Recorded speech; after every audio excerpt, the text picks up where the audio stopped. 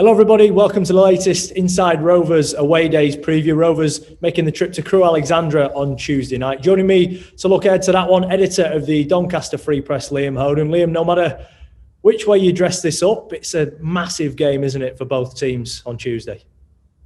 Huge. Bottom versus second bottom. You know, Rovers obviously coming into it on the back of a really poor performance, a terrible result down at Charlton, who were third bottom at the start of the day on Saturday. So yeah, it's put a lot of pressure on this one for Doncaster Rovers. A really big game, and in all likelihood, the last game in the league for best part of 3 weeks. Richie Wellens touched on it in his press conference. It's probably the first game away from home Rovers have had where they would probably go into it as favourites. Even Charlton, that were only a league place above them on paper, they've got a squad that you would expect to be well away from danger at the end of the season. But given that Rovers will probably be fancied by many to go there and beat Crewe, does that add more pressure to an already sort of team that looked low on confidence at the weekend? Yeah, a massive amount. You know, it's not quite must win, but you look at it and think, if you don't win, it's a massive missed opportunity in a game where, as you say, there will be favourites and would be fancied to win. So a lot of pressure to turn up, but they've got to turn up. Richie Wellens made no bones about it in his pre-match press briefing about this game, that he felt that Rovers weren't at it at all on Saturday. That the sort of work ethic wasn't quite there. You know, they didn't win the battles. That's got to be the basic one tomorrow night. And then you would fancy, as they say, you've got to earn the right to play. You would fancy with what Rovers have produced at times in recent games, that they would have enough to go there and get something from it. Yeah, because Crewe have won one game all season. It was at home against Burton a few weeks ago, but Rovers 8 games on the bounce, they've lost away from home. You can't keep relying on home form to get you out of danger. You've got to start picking up results on the road. Yeah, whatever. Every season is, you know, you more often than not, if you're strong, you're stronger at home. But obviously, we've seen in the past that away form can prop you up. But you need elements from the other one just to keep you going. You know, even if you are, even if you've not got kind of designs on promotion in the season, you need to be picking up points wherever you can. It helps you keep ticking over. You know, it takes the pressure off games as well. We've talked a lot about pressure and what individual results can do for the following games and stuff like that. The Rovers need to start picking up a point, stop losing away from home is first and foremost, and then see where they can take it from there. Of course, Richie Wellens has been asked the question a couple of times on whether he might mix things up and change how they play, maybe to become more difficult to beat. He was honest with that though, wasn't he? And said that he hasn't got the pool of players available to him at present to be able to chop and change and sort of change tactics. Yeah, he said after Charlton that he perhaps had to look at things and make them harder to beat, harder to play against away from home. But then obviously he's thought about it for a few days, assessed his options going to Crewe and said, well, I can't really change it. And it was the same when we were sat watching the game on Saturday. You're looking to the bench for game-changing options. They're just not there at the moment, or options that are going to allow you to change the approach, not somebody just to inject a bit of life, somebody to actually allow you to do something a little bit different. Rovers haven't got that. I'm not entirely sure this would have been the game where we were thinking, I want to go and make Rovers harder to beat. I think this is one firmly we're going out to win this one. Not saying that they don't do that in other games, but this one, you know, no kind of defensive thought into it. But yeah, not many options, and by the sounds of it, similar sort of squad to Saturday. So nothing really is going to change on that front for this game. It does seem as though that Tommy Rowe will be available from the start, though, on Tuesday night. Something that Richie was sort of doubtful of, wasn't he, after the game on Saturday? How big a boost will that be to have the most experienced player in this squad back available? Huge. We've seen how big a goal threat Tom has been this season, wherever he's played.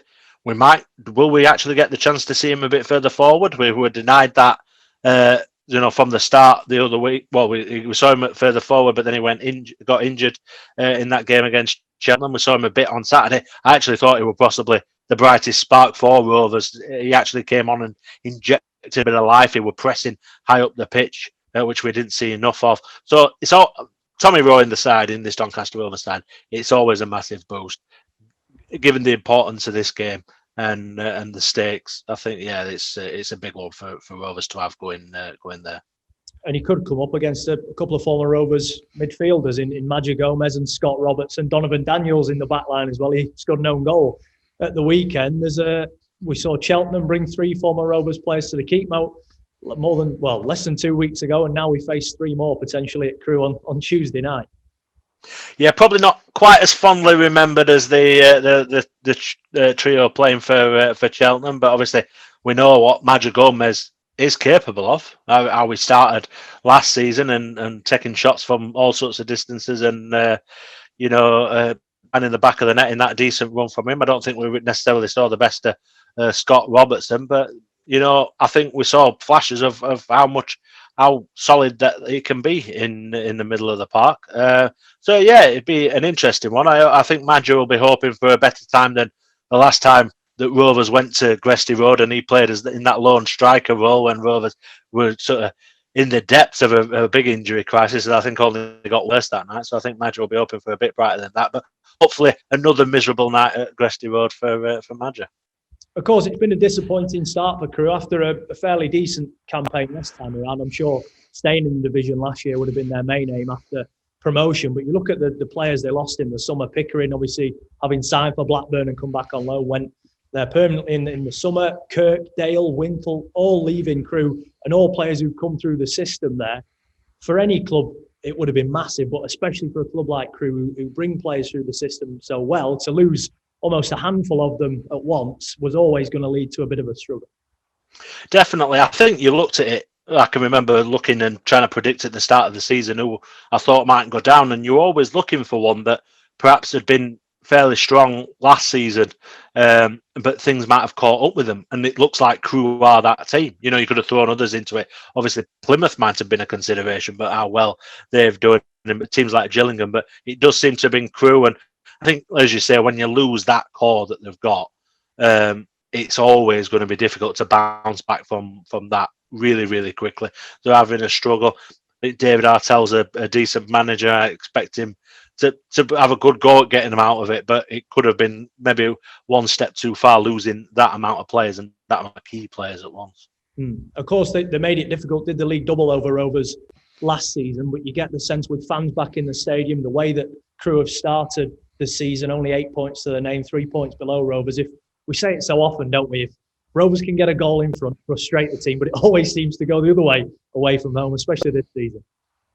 I think they've got to start quickly, Rovers. We saw them do it at Gillingham.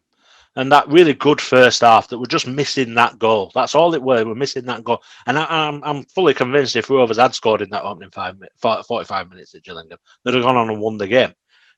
Such was the balance of things. They need to do it. That's got to be the thing. And certainly after the performance at the weekend, a quick, rapid start, really front foot. It'll just inject that bit more confidence into everybody. That's all they've got to do. Go out there, and then there is a real opportunity to go and get a win and really, head into this break from league action with the cup, potentially with the international break, just on a bit of a high. Wash away that kind of the result of the weekend, and then you're looking and thinking, 7 points from 12 available, last 4 games. It's not for a team in Rovers' position where they find themselves now, it's not actually that bad. But they've got to go out and win that game on Tuesday night first. Of course, what 3 points at Gresty Road, or the Mornflake Stadium as it is now, would do is bridge that gap between Rovers and their opponents to 6 points and close the gap on the teams above. So it would be massive. As you said, going into a break, it can sort of bring confidence up here, or it can be down on the floor, can't it, depending on which way the result goes. But Richie Wellens has said in his press conference this afternoon, Rovers are usually good just before an international break. Yeah, they usually are. Hopefully they're going to use that one tomorrow night rather than the Papa John's Trophy game next Tuesday night. I'd rather them use it in the league. But yeah, the thing is as well, you go into an international break potentially.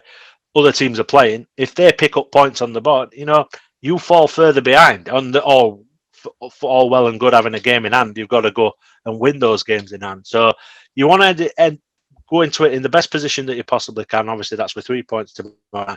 It just kind of puts up the thing about Crewe potentially falling 6 points behind. It puts them in a worse position. There's somebody worse off there. You can start not worrying about that, not worrying about being at the bottom of the table. Start looking up a bit. And as you say, if you claw a few points back into a decent position and then heading into that run up to Christmas, hopefully on an old curve. Of course, we were both there on Saturday. We'll both be there on Tuesday night as well. Go on then, give us a prediction. How do you see it going? Will Rovers get their first points on the road this season? I just really don't want to jinx anything, but I do think that they will. Can they win the game? I don't know. But what I have kind of clung to a little bit is that they do react well. After the worst performances, after the worst results, they've reacted well. They reacted well after losing at Ipswich and went on to win. They reacted well after that real disappointment at Gillingham, how the game had played out. So I'm backing them to have a really good go on Tuesday night, and I think they might just sneak it. I think it'll be tight. I think it'll be nervy, but I'm going to go for 1-0.